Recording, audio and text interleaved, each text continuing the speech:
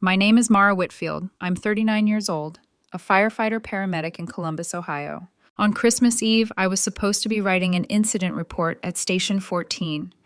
Instead, I was sitting on a cracked vinyl couch in the day room, watching my 9-year-old son swing his legs that didn't quite reach the floor. Evan was wearing a red Station 14 hoodie that swallowed his shoulders. One of the guys had given it to him earlier, pride shining in his eyes like it was armor. Cartoons played softly on the TV. The smell of burnt coffee hung in the air. Someone laughed down the hall near the foosball table. It should have been peaceful. I opened Facebook. That was my first mistake. There it was, my younger sister's post. My parents' living room, the tree glowing gold. Everyone in matching plaid pajamas. Smiles pressed close together like they'd rehearsed it. The caption read, "Family first. Couldn't imagine Christmas without my people." Every grandkid, every adult. Everyone, except my son. I felt Evan lean into my side to see the screen better. He always asked permission before touching anything, even my phone. He counted the faces silently. 1, 2, 3. He stopped. "Oh," he whispered. Just that, one small sound, like air escaping a tire. My throat closed. There was a very clear, very empty space on the couch where he should have been. My mother sat in the middle, holding my sister's youngest, smiling wide. The absence was louder than anything they could have written. I scrolled. Second photo. A sign held between my parents. Renovations starts January 8th. New chapter. Third photo. The front steps. My sister, her husband, their kids, and parked in the driveway behind them. A silver RAV. Mine. Something in my chest went cold and quiet. The same switch that flips when you arrive at a wreck before the sirens fade. You don't feel. You assess. I typed a comment. "Nice. P.S. The car in your driveway is mine. Tow truck's on the way." My finger hovered. Then I hit post. Evan tugged gently at my sleeve. "Mom," he asked softly, "am I not family now?" That was the fire. Not the ones I'd run into with smoke so thick you couldn't see your own hands. This was worse. I swallowed hard and locked my phone, setting it face down. "You're my family," I said. "You're the most important one." He nodded, but his eyes drifted back to the screen anyway. I stood. "Hey, want to help me check the engine? We'll do our own Christmas tonight." He smiled, small but real. "Can I ring the bell?" "You bet," I said. As we walked toward the bay, my heart pounded like we were already on a call. And I knew this wasn't about a renovation anymore. It never had been. I've been the responsible one for as long as I can remember. The kind of label that sounds like a compliment until you realize it's just another way of saying available, reliable, the one who answers the phone, the one who figures it out. If you asked my family to describe me, they'd say something like, "Mara's the steady one, the firefighter, the one who keeps everything from falling apart." They would not mention how often I paid to keep it that way. My parents still lived 20 minutes away in the same split-level house I grew up in. My younger sister, Jenna, lived 5 minutes from them with her husband, Tyler, and their 3 kids. Jenna's life was loud, crowded, expensive. Mine was quieter, divorced, 1 child, 1 income. Somehow, that made me the safety net. It started small. It always does. "Can you spot us $300 until Friday? We're short on the electric bill this month. Christmas is tight. Just this once?" I said yes. I picked up extra shifts. I traded sleep for overtime. I slid envelopes of cash across kitchen tables and told myself this was what family did.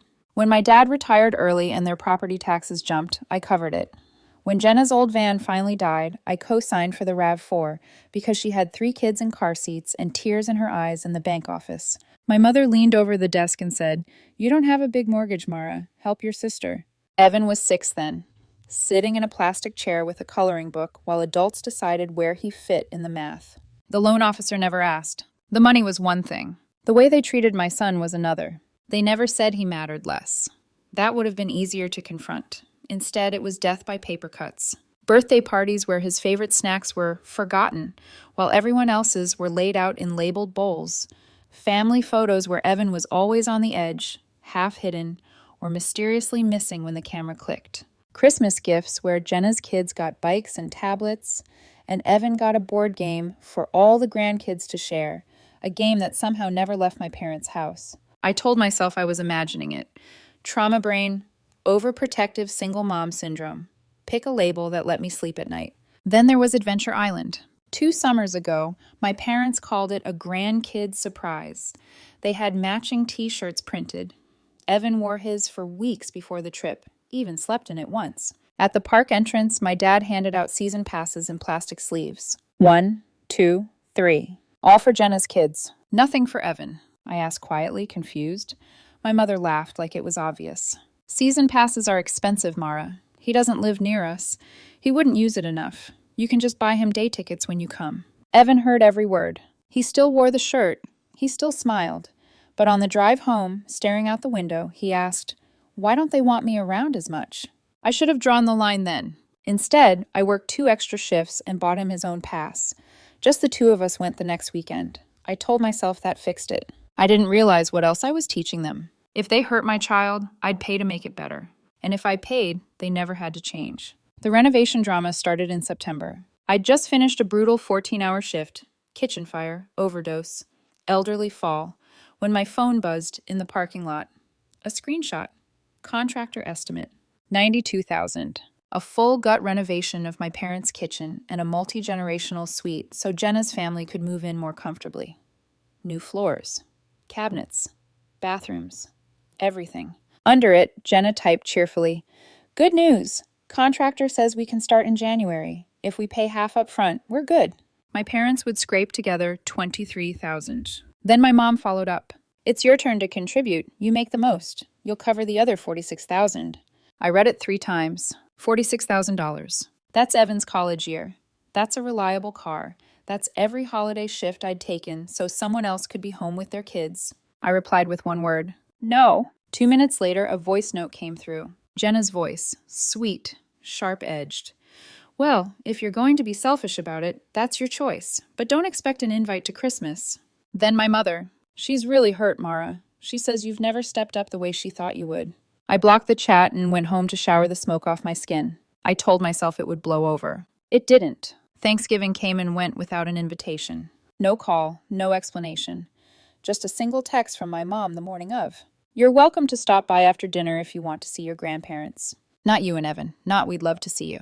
Just a time slot, like a service appointment." I stared at the message for a long time before locking my phone.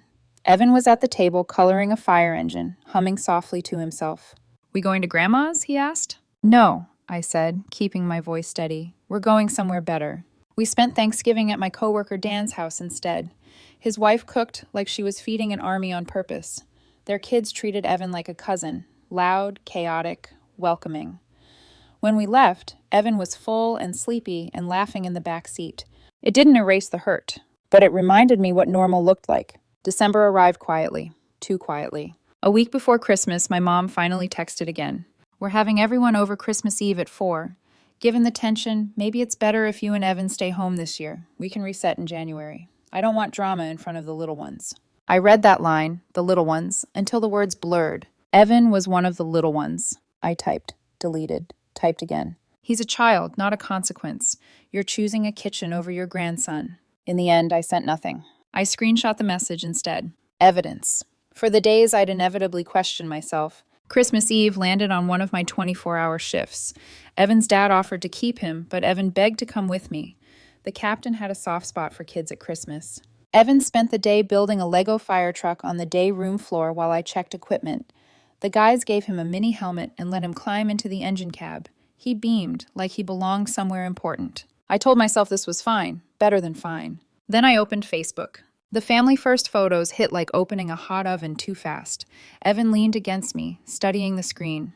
"Did we make them mad?" he asked after a long silence. "We," I repeated in my head. "They did Christmas without us," I said gently. No lie, no sugarcoating. I had nothing left to explain. Something settled inside me then. Not anger, clarity. I can't make them love my child. But I don't have to fund people who erase him, I commented. I made the call, and suddenly the shaking in my hands stopped. The truth about the RAV4 was simple. It wasn't Jenna's. 3 years earlier, her transmission had blown. She called me sobbing from a parking lot. Tyler's hours had been cut. The kids had school. "I can't do this without you," she said. I went with her, just to look. We left with a 5-year loan in my name. She was listed as an authorized driver. I put down $1,400 from my savings. She was supposed to send the monthly payments. Sometimes she did, sometimes she didn't. I covered the gaps because defaulting would ruin my credit, not hers. So when I saw that car in their driveway, at a Christmas my son was excluded from, Something in me snapped clean in half. I logged into my banking app, paid that month's installment, removed Jenna as an authorized driver. Then I called Mike, the tow company owner we use after bad wrecks, an old friend. Family situation? He asked carefully. Yes, I said, today. 10 minutes later, it was done. Messages exploded across my phone. Jenna, my parents. Accusations, rage, panic. I ignored them. I canceled the automatic utility payments, the grocery transfers, the family cell lines. A fire call came in. Evan watched from behind the line as we ran out.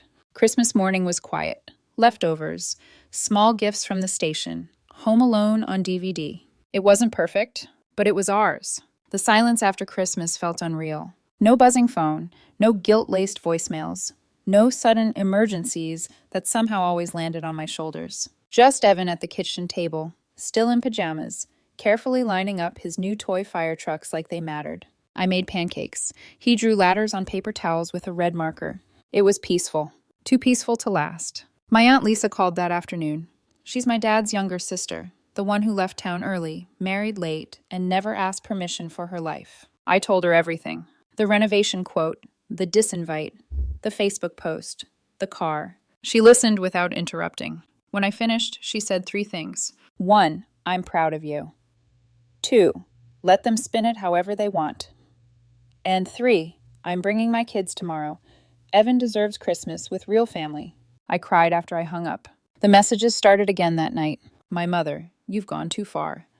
My father, you embarrassed us. Jenna, how could you do this to your own sister? I typed slowly. I am not your backup bank. My son is not optional. Until you treat him like family, you're off my accounts and out of my wallet. Merry Christmas. Then I blocked them. The quiet that followed was loud. 2 days later, there was a knock while I was whisking pancake batter.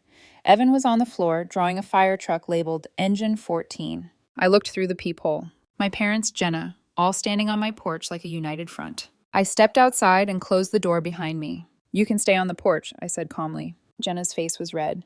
You humiliated me. You disinvited my child after asking me for $46,000, I replied. We are even. It's not about the car, she snapped. It is, I said. And the utilities, and the phones, and everything I've been paying while you treat my son like a guest. My dad crossed his arms. You made your mother cry. I clenched my jaw. She made my son cry. You just didn't see it. Mom shook her head. We just wanted a drama-free Christmas. It's not drama, I said. It's a message, and he'll remember it. Jenna's voice cracked. You're leaving us stranded. We have 1 car now. How am I supposed to get 3 kids to school? You refinance the loan into your name, I said evenly. And when it's yours, you can pick it up. Dad pointed a finger. You'll regret this. Money comes and goes. Family doesn't. I thought of Evan counting faces on a phone screen. Family comes and goes, I said quietly, especially when you choose renovations over a child. Silence. When you're ready to apologize to Evan, I continued, and treat him the same as Jenna's kids, we can talk. Until then, don't come back. They left without another word. Evan opened the door. Are we in trouble? He asked. No, I said, kneeling in front of him. We're just making new rules. That night, I picked up an overtime shift. Not for them. For us. I opened a new account in Evan's name. College, trade school, first apartment, whatever future he chose. I told him it was our fire station fund. He laughed. The renovation stalled without my money. The RAV4 sat in my driveway for 3 weeks. On New Year's Day, I paid off the loan, sold the car, and split the proceeds, half into Evan's account, half into emergency savings. Small Christmas, real laughter. Later, Evan hung a wooden ornament on our tree. A house with 2 stick figures and a fire truck. He wrote underneath, Real Family. And I knew, we already had everything that mattered.